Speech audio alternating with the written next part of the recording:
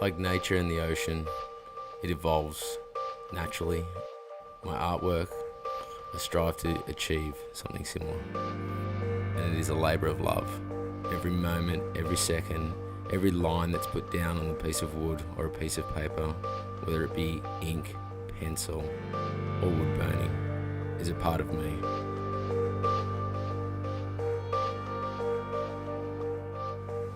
My name's James Robinson. I'm an artist from Sydney, Australia. I work under the name Dolsen in respect for my grandfather.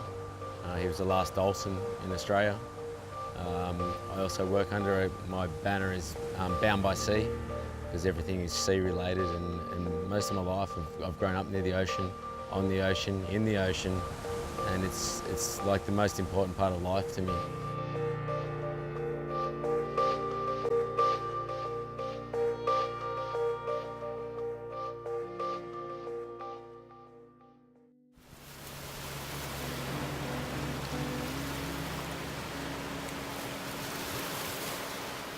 I was lucky enough to grow up in Sydney in a small beach called Bronte. Our house was actually in Clovelly, which there's a nice little bay right next door. And it was great being a kid. I got my first surfboard when I was 4. Surfing's a massive part of my life. The ocean's a massive part of my life. My mum, my dad, love the beach, and that's my fondest memories of growing up in Sydney. Sydney isn't what it is now. It wasn't a hustling, bustling city in the 70s and 80s. Bronte was like a little country town. We knew everyone, and there was no parking meters, and it was all families, barbecues and beaches, kind of like in Hawaii, to be honest with you. It's changed a little now. I think that's why I like Hawaii so much, is it reminds me of home in the early days. I started drawing at a really young age. It was kind of, I'm an extremely patient person. I'm one of those kids that I didn't talk much, I drew a lot.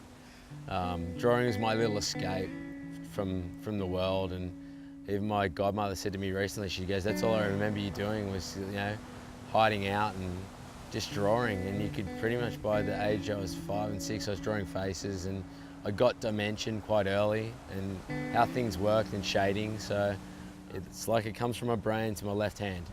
I can see the drawing before it's done. And for me, it's easy, and like maths is easy for some people, and art is really easy. Well, not really easy, but it's something that comes naturally to me. I guess the first one I ever did is still one of my favourite pieces. I actually did it as a wedding gift, and that's how I got into it. We were looking at doing some paddles for our house. We'd renovated our house. I kind of jumped straight in and bought a $400 burner. Thinking, well, if I don't like it, I'll put it on eBay and sell it. Did the first one, I gave it to my friends, and they just freaked about it. They couldn't believe it. It was so unique. Then I did a couple for our house as well, and they're probably my favourite ones. The first 3.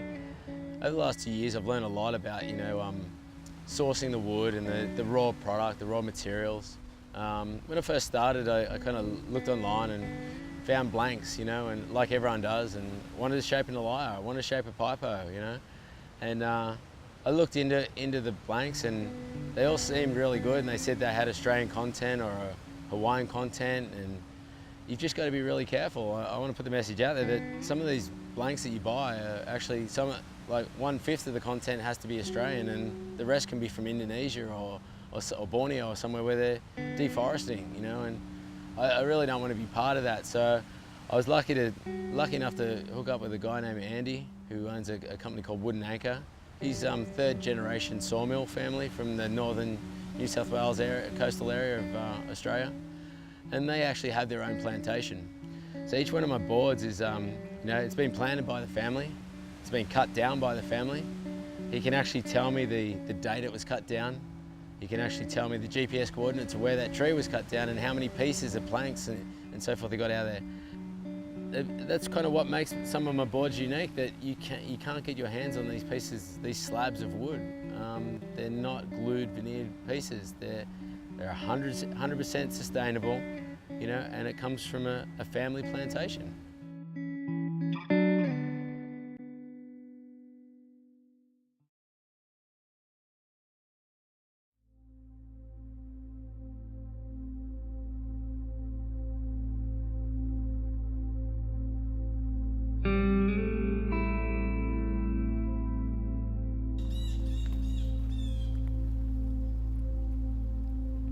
Like most people, I have a regular job. What I do is a hobby. You know, I get in my car every day and I drive 40 minutes each way, bumper to bumper traffic.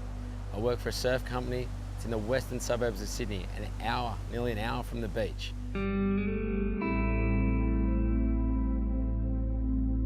So I've worked in the surf industry for 20 years. I've worked on some of the biggest brands and labels in the industry. I started out as an illustrator and a graphic designer. As a graphic artist in the surf industry these days, you spend a lot of time in front of a computer, on email. So I want to get away from that and get back to my roots. And so I heard about pyrography. I'd never done it before up until 2 years ago. And it just suits the medium that I like working in. I like the wood, I like the texture, I like the warmth of it. So you got about the right heat when you get a little puff of smoke coming off.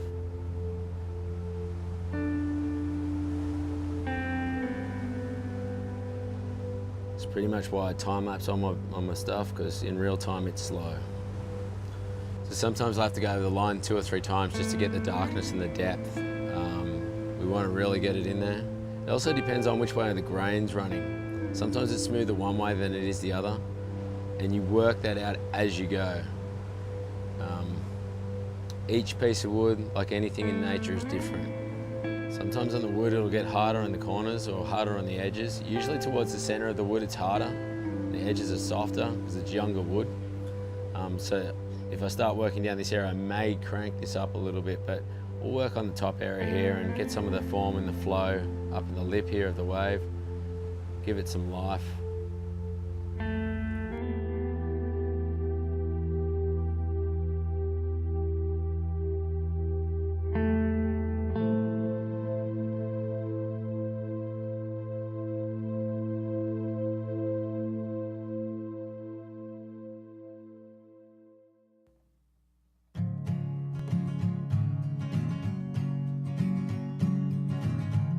I believe that in life. Everyone's good at something, and you're put on this earth for a reason.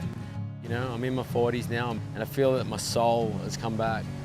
Every time I put a piece of artwork down, I'm giving a little piece of myself onto that wood, and I'm giving it to someone else. Here I am, going strong, oh man, and waiting for the wind again. I don't believe that when I sell a piece of artwork, I'm not selling them a piece of artwork. I'm selling a piece of, well, they're actually a caretaker of that piece of artwork, because they'll take care of it in their lifetime.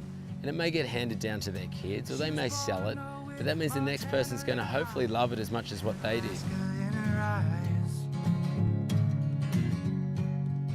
The boards are such a success at the moment that I think I'm going to stick with that, and I just love the whole fact that I hand shape the boards as well. They're not, I did a show just over the weekend and I was asked, you know, who makes my boards? And it's like, I make the boards. And I do the sandwich veneers, and I do the nose and tail plates. I put channels in them. I was originally building the boards so you could ride them and then burning artwork on them. And what was happening was everyone was just hanging them on the wall. But in my mind, I want someone to pick up my artwork. I want to be able to, I actually want my artwork to be touched. I don't want to go in, you know, walk into a gallery and go, oh man, don't touch this. I want people to feel the burn, because that might have taken me 70 to 100 hours to put that artwork down. I want them to be able to feel it and feel the soul that went into it and the soul that's coming out of the wood. And yeah, and get inspired by it. But don't you cry, no, don't you shed a tear. This is real love, honey, this is what you get when you lock it all up, dear. Oh, when you lock it